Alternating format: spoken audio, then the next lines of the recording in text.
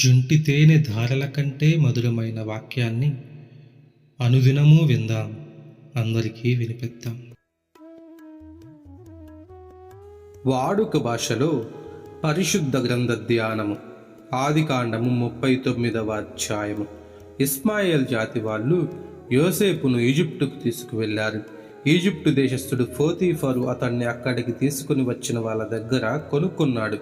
ఫరో దగ్గర ఈ పోతీఫరు ఉద్యోగస్తుడు, రాజ సంరక్షక సేనాధిపతి. యెహోవా యోసేపుకు తోడుగా ఉన్నాడు గనుక అతడు పనులన్నీ సఫలంగా చేస్తూ తన యజమాని అయిన ఆ ఈజిప్టు వాడి ఇంట్లో ఉన్నాడు. యెహోవా అతనికి తోడుగా ఉన్న సంగతిని, అతడు చేసే పనులన్నీ అతని చేతిలో యెహోవా సఫలం చేయడము అతని యజమాని చూశాడు కనుక అతడు యోసేపు పట్ల దయ చూపాడు. ఇలా యోసేపు అతడికి సన్నిహిత పరిచారకుడయ్యాడు.